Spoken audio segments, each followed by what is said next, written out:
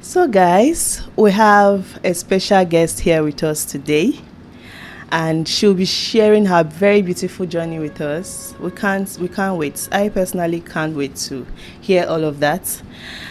Introducing her, she is a seasoned event professional entrepreneur, a creative director with over a decade of experience in the event and decor industry. I've worked with this woman, she's so good, and that is why I'm having her here. She is the visionary behind Abuja First Event Declutter Market Space, a thriving community of over 400 event professionals designed to foster collaboration, growth, and resource optimization within the industry. She is also MBA and passionate about training, mentorship, and building structured system. The CEO of Binfaj Training Center and Decor. So with me here is Mrs. Abimbola Folorunso. Thank you so much for having me. I'm glad to be here. Thanks for the invite. I'm really happy to have you here, Mama. I'm so happy that you are here with us. I'm really joyed. Thank you so much, Mama. So with me here also I have my co-host, my beautiful friend. She's here with me to interview our Mama. Hi everyone, my name is Abuja. Thank you for having me. I'm so glad to be here. So if you are to describe your journey in one word, what would it be like? Or what would you say? One word is quite hard, but let me use a phrase. It's a combination of struggles and glory. Oh, that's nice. So you mentioned to me that there was a time you had a pause in your dream, and you mentioned COVID-19 period, because I think that period almost everybody shuts down. Or was this really different from what I'm thinking? Actually, it was different. So COVID-19 was my own pickup. So I shut down years before COVID. Yes. Oh. Okay, ma'am, we're just going to listen to you. We want to hear everything you have to tell us today. And yeah. All right. So the journey started as a teenage girl in the city of Lagos. And I was out of secondary school. Admission was not coming forth. Not because I did not pass my WAEC exams, but as at my own era, JAMB was really tough, unlike what it is now. I don't know if it is still tough anyway. So I had to retake it the first and the second time before I gained admission. So through that time of sitting down at home, I said to myself, I can't just sleep and wake up. Something has to be done with my time. And to God be the glory. It was God that led me to a particular shop where I wanted to buy. So prior to that time, as a child, I just like working with crafts. That time that you cut small clothes, used to make something for teddy bear and all of that. So I knew that I have a thing for creativity and craft. So that pushed me to wanting to, learn more whenever there's opportunity. So I walked into that shop that year in Tejoshua Market, Yaba, and they were I think there were about 5 to 6 ladies training. It used to be a training center for bead making, bag making, and all of that. So they were having classes. I was there to just buy some beads to just play around with. So I got to know at that point that so you can actually get trained here as well. So I spoke with them. What does it entail? I got all the information I needed and went back home. Thankfully, for everything I've ever said to my dad, this one he bought into it, because I've sold being a receptionist to him. I've sold going to work as a sales rep somewhere to him, just not to stay at home. But this one, it hit him differently as learning a craft. So that was how I started. And by the time I gained admission into the university, I didn't stop. I kept on learning. I kept on increasing whatever I knew at that time. So that was actually how I started. Wow, this is really interesting. So you mentioned Yaba. Was this at Lagos? Yes, Lagos. Oh. So I was born watered bread in Lagos Wow. before I migrated to Abuja. Yes, and then the migration is another whole story. So all through school, while in school, I started events management school. That was where it was while on campus that I learned that.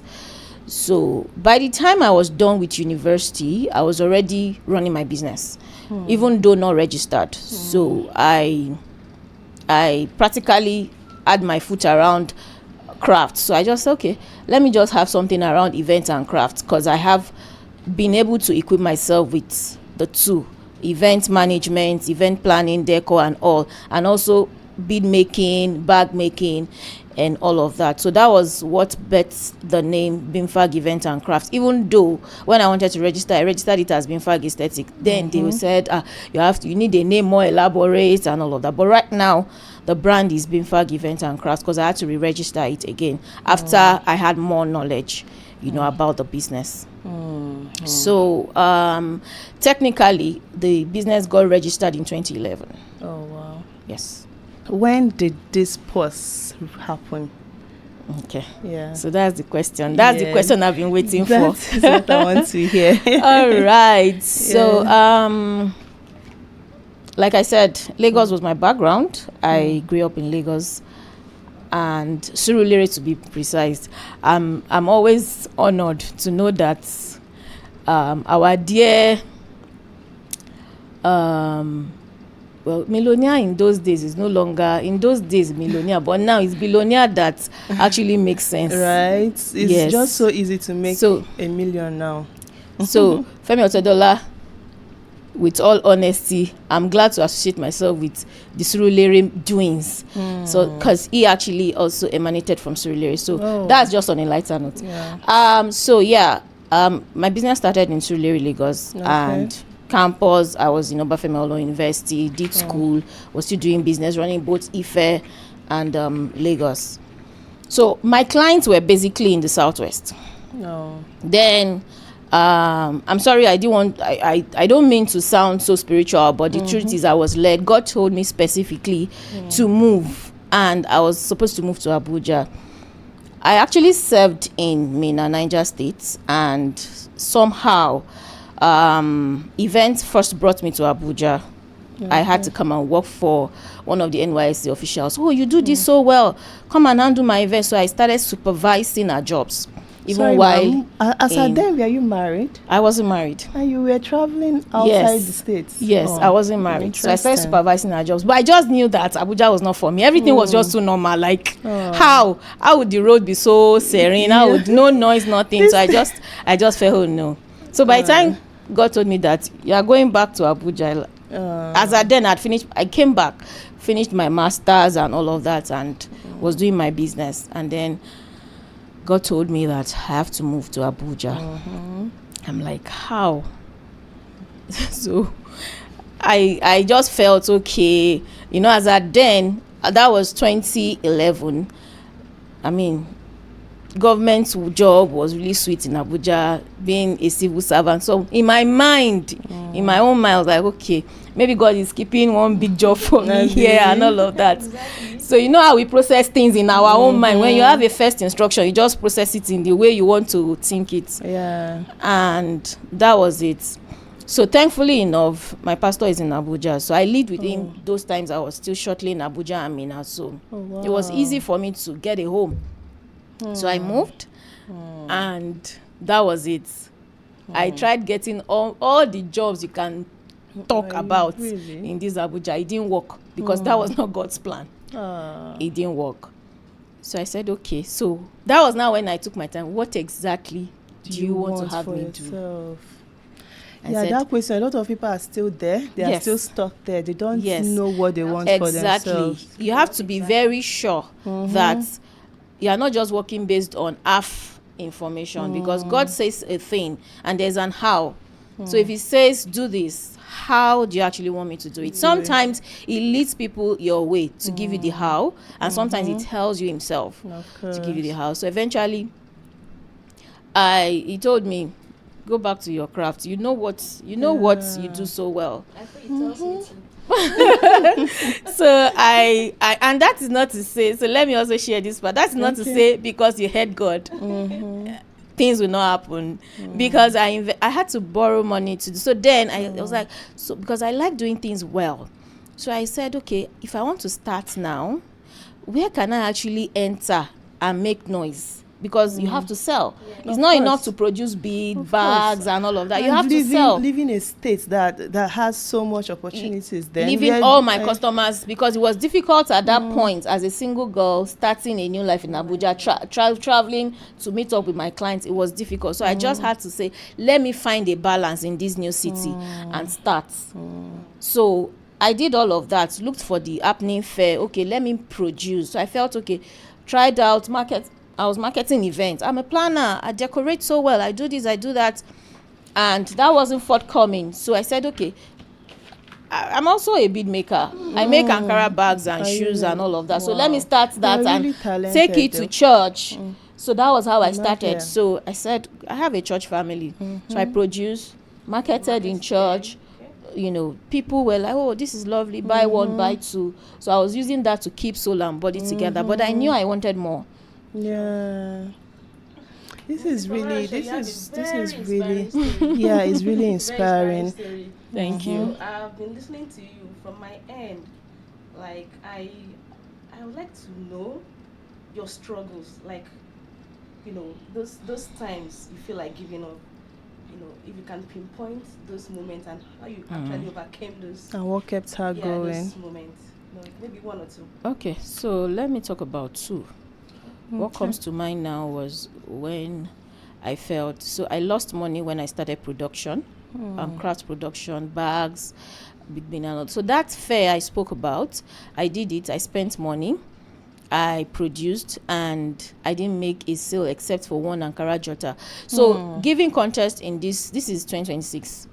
That fair, I had it in 2013, and I got a loan of 150,000. Maybe in contest now, maybe saying like 1.5 million. I don't know if I'm correct. Statisticians will help us with that. So as at then, I borrowed 150K to add to what I had. So I produced a lot, got the first space and all of that. And I sold a jota of 1,000 naira. So, motivation. So I felt, Honestly. okay, I have loads. So I did a fair. So everybody, they loved it. But they didn't buy. I didn't buy. And that's the entrance. They didn't buy. This is where people start to give So up that on was their a dreams. that You was a just big feel struggle very for me. How do I pay discouraged. back?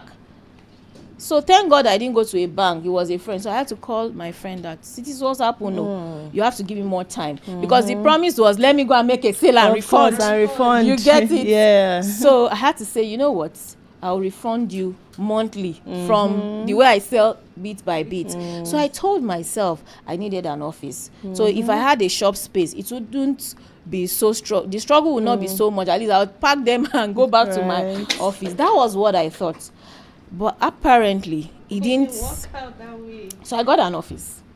Oh wow. Wow. There to do more. In Abuja here. Right? Yes, I got an office space in Kara, my Ultrameda Market. So as at then, I just needed to get a space. So I had to share with a friend that does clothes. So I said, okay, we complement each other. This journey. You Your sew clothes. clients can patronize me, and Good, my clients can patronize good, you. good. Yeah. So that worked because sometimes when people want to sew clothes, they make beads as well. But you see, those things I produced still did not go. Because that was actually not a space for display. That was a space for production. Wow, so you learned from that. So I learned from that. So that was a space for production. It worked for production. For pre-order, it worked. But the things that were already there, because as at then, Kawara Market was not so busy. Like people were not flocking like in and out. So I said to myself, okay, let me take this to a place that is more open. So I had to collaborate. Okay, I went to, then art and culture was in front of Sheraton. It used to be Sheraton, it's now Abuja Continental. So I went there, I met with a guy, said, okay, display my stuff, put a markup. I just want these things to go. That works too. So I just want this thing to go. So he sold them in bits. I think the first time I went there, I saw that my things were diminishing. Apparently he sold some. And he was still telling me he hadn't sell them. So I got a little of my money. But then he eventually sold my things without giving me money. Things we see in business, because I can actually relate to almost everything you are saying, because I'm a businesswoman as well, and this push, this drive that keeps us going, even when we are losing things, we are not really gaining as people might think we are. Exactly. But there's just a drive that keeps pushing you until you get where until you get to that point. You will definitely eat it. It's just you just need to be consistent, because the truth is that the likes of the people that we are looking up to today. I mean, I read Otebo's book and I'm like, okay, like, I mean. It doesn't. The struggles are real. It's just that at your level, your own struggles at your level. Yeah. It's different at your level. So I lost that, and I just told myself, you know what? You just have to find a way to pay your debt somehow. Yeah. So, but I think the business must continue. So as at that time, I was really, so I held on to craft, like this thing was going to. So it took me a while to remember that I'm also an event decorator, a planner, and all of that, because I wanted to make sure that one I started really pulled through. So it eventually did, because like I said, I got an office space, so collaboration worked. She was sewing. People who want to sew a yellow dress, and I have a colleague. Yeah. So that really was, so we're cross marketing. So that really worked for us at that point, at that level. And then I was able to also pick up my event decor bit by bit, But the truth is that the struggles, that struggle that time really, it was on a different level for me. Yeah. So the key word is consistency. Consistency. So the first was the fact that I did a fair that didn't work. The second was that I got an office space, hoping that I'll be able to sell those things there, and it didn't work. Okay. So I eventually paused that office when I got married. So I got married, and my husband said, okay, you have too many things. We cannot get a house in town. A one-room apartment would not work, because only your own load of work is one room. Wow. So he said, do we want a big house? And go further to get a size of our capacity. So, ma'am, before this, we stay in town. Let's just go gradually. Before the marriage, you were a young girl living in Abuja alone. So I was actually living in my pastor's house. Okay, with your pastor. I had my office. Yeah. So I was alone, in quotes. Yeah. So you were taking care of yourself from the business. Yes. Wow, this is good. And you still have parents now. You have to take care of siblings. Really? Hello, sis. Alpha. As at then, my younger brother was in the university. Wow. So you can imagine when you have people in the university. It's multiple billings. So you met your husband in Abuja? Yes, I met him in Abuja. Okay, so let's hear. By the time I met him and we were planning to get married, so how I met him was business. I wanted to. There's this Jonathan's grant, you win. So I wanted to put in for it, and he does proposals and all of that. So I had to walk up to him in church. Please, I need help with this, and that was 2014. So he said, "Oh, he could guide me and all of that." He practically eventually did everything, because I asked for guide, but I didn't want to ask that help me, because I did not have money. Exactly. So eventually that was not the year they paused you in. After we submitted everything, the proposals, Jonathan left the office, and in Nigeria, your idea goes with you, and all of that. So it was. We were hoping that maybe it will come back. No, it didn't come back. So, ma'am, what advice do you have for people that are still on that level you were a few years ago? So the advice I have for them is they should. The truth is that when you are struggling, when you are in your struggle moments, take all the lessons you can learn. Right. Because there's always one lesson or two from that. Yeah. So take all the lessons, then receive counsels. Because if you just take lessons without counsel, you won't come out. Right. Receive counsels and pray, so that you're able to come out from that, from the struggles, to become. So let us now finally hear this pause and how you bounced back. Okay, so I paused the pause came in gradually. So it started out with I stopped taking events jobs Oh. because I could not juggle Yeah. all of. So marriage came, I got Okay. pregnant and all of that. Okay, that so was when this pause yes, happened. yes. So And I could this not is- juggle. So like I think I was trying to say. So we had to move to. We got an apartment in Dede, very big, and I was satisfied with the fact that it was spacious. So I had a room to put all my things and all of that. So I felt okay. I have an office and then a big room to store my things. I'm fine. Little did I know that distance I won't be able to cope. Cope, right? So when you say, oh, come for meeting, blah, blah, blah, blah, the travel time was a long time for me. And then some days, so I had my first pregnancy. I could not juggle as much as I was doing when I was still, yes, it was just me. So I had to start shedding off a few things because I could not also afford to take staff, permanent staff. We were working with only part-time staff as a then. So it was declining bit by bit. The final stop was when I knew that I could no longer go on with the office. So I had to move all my things back home. back to the house.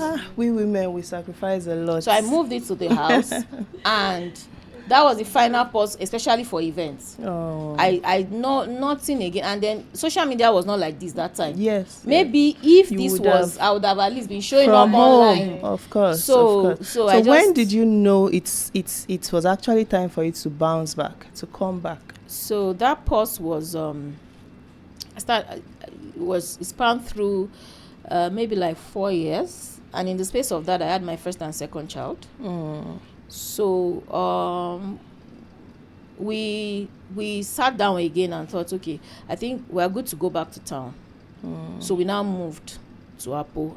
We just said, okay, we have to go back to town. It will help our businesses. Both of us are entrepreneurs, and this place is too far, and we just decided, and we worked upon that decision. And then by the time we moved to town, okay, so let's start picking up bit by bit. Then COVID happened. Within the same year, COVID happened. So we had to sit in the house by force.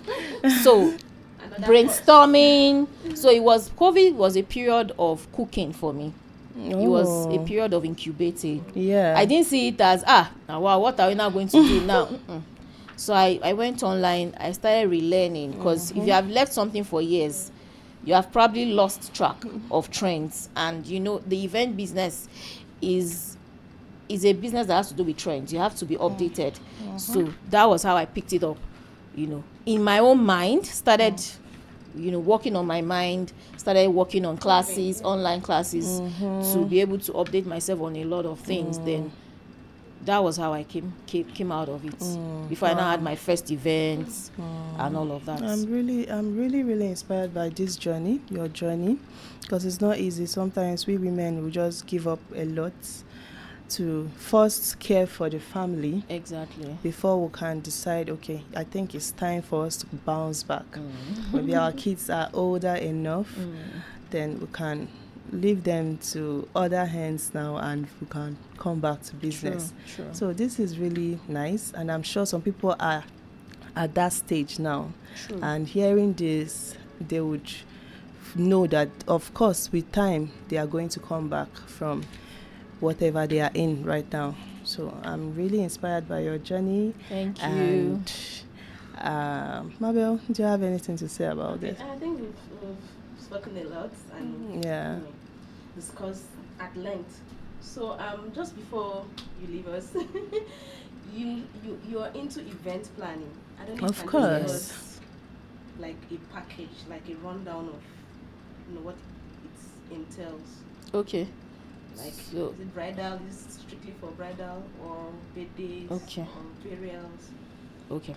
Thank you for that. So we plan all kinds of events except weddings. You have plenty options for wedding planning. We plan all events except weddings. Then we decorate for all events. So we decorate for weddings too. But for planning, I'd rather plan a birthday or a funeral or a corporate event. I love doing those kind of events. Okay, It's about the passion now. So Yes, you're able to it's- identify. Yes, so where I've your passion I've lies. built I've built where my passion lies. Corporate events, fantastic. Birthdays, we have one in 2 weeks' time that we have been planning since 2 months ago. So because planning takes time. So when it comes to decor, whatever it is, inspiration will come with decorating. But planning is more detailed. It's more thorough. It has to be something that you're passionate about, that you're actually planning and manage. Exactly. So that's about that. Then for the handcraft, we've been able to merge events and crafts in a package called the bridal rights packaging. Oh. So we help brides, maybe not brides, we help grooms to actually come correct, even though sometimes it's the brides that push their groom that you need to package my this thing, you have to pay for this you service. need to, yeah. So what we do is, for every traditional wedding, there's a cost of that's also bride price, dowry. I don't think there's any tribe that would not ask for that. It's just that maybe outside Nigeria there are some places that is the other way, is reverse. But the regular African culture demands that the groom's family present something monetarily or materially to present for the hand in marriage of the person they're trying to get married to. So over the years, we've seen how people are because they want to think of what people will drink, what people will eat. They forget that packaging those things correctly, and It's key. because we are in the era of packaging, you want to give somebody a gift, you won't just say take this bracelet. Yeah, it has to come. If there is love, it should be well packaged. So we do that as a standalone package. It's a standalone package. We call it Eriao by Being Fag. So it's a bridal right packaging thing. So we help so whatever it is, we put it together for the groom to come correct. So sometimes, depending on tribe, for the Yorubas, they set it up in their hall. But for some tribes, they take it to the house, to the of palace, the exactly to the house of the bride. So depending on how they want it, the most important thing is can we make want it you to happen. honor Yeah. our tagline is your in-laws are not beggars. Don't just push those things as if they begged you that come and marry our child. It's not so. An interesting, package. Though, so I think it's a nice one. And you've done Thank so you. well. Thank you. Thank you so much. Okay, so yes, ma'am, we've been talking and we've been kind of, talking about struggles, talking about the journey. So I want to ask, we live in Nigeria now. There's a lot of events going on. People plan events every day. People, any small thing they want to, come together and plan something. So what are those challenges, those specific challenges you encounter, when trying to put together an event for clients? Okay, thank you so much. That's a very good question. So, the first one I'll talk about is social media is actually a good thing. Technology is a good thing. But sometimes when I think about when people send inspiration of 100 million naira events and their budget is 1 million naira, and then you are in that place of trying to convince them that this is way beyond what you can afford. So I think the challenge is getting clients to really plan a realistic budget event for them. The truth is there's an event for every budget. If the client can just be open, so clients' openness towards their true budget and being able to really see that, this thing is way beyond me, let me just stay in my own level. What can you do for us for this budget? Then that makes our job easy. But they always bring in all this manner of inspiration that you will even say that, can you actually afford in this social media era? They just take screenshots. Exactly. And it's another problem. It's a whole lot. You might stay on it. For me, when I plan events, I give myself timelines and I let my clients know. So I'm accountable. So your event is in 2 months' time, is next month. I give myself weekly timelines. This is what I want to achieve. Week 1 to your event, week 2 to your event. So now when we are week 1, we are still struggling about what does this look like? What should the decor be? Which clothes should be? This cannot work. So that makes the job stay longer than unusual. So I'm unable to now meet up with my targets that I've set. Sounds like a major challenge. It's a major challenge. It's a major challenge. Wow. And again, is some younger ones wants to be like you, like big event planners, and they need that inspiration, they need that advice on how to become. So what advice would you give to maybe people that are still trying to grow in this industry? Yeah. Okay, thank you so much. I like to tell young event professionals that the first thing is, so something that comes to mind is in Yoruba, but let me just go to the so there's this saying that one stick of broom cannot sweep. I'm sure you have ever that cannot do anything. Yeah. But when you have brooms like stick together, that's what we call, that's the real broom. That's what gives you the result. So there's something we call community. Some of them are afraid of you have to put yourself in the right community. Be in the community that helps you to grow. Because when you are in between, nobody sees you. They just see a broom is sweeping. Oh, notices your errors like that. So you'll be doing things faster and get more results. Yeah. So belong to communities. Some are free, some are paid, but we have 1,000,001 event communities that you can be part of, that can help you push more knowledge out there. You know, you have to just be in the right community. Then teamwork as well. So you are a startup and you want to do an event, and then you are not looking at, you know, learning from, or even bringing somebody that you know that has been into on board to just oversee for you. So those are the things that I would just advise that they work on. So it's good to go to an event school, graduate, or you want to do DIY, you are learning online yourself. Ensure that you put yourself in communities and mentorship. So you need to have a direct coach. So those were the things that helped me. By the time I came back, I first got myself a coach and mentor. After which, I now started planning to different communities that helped me to grow. So that was how I was able to bounce back.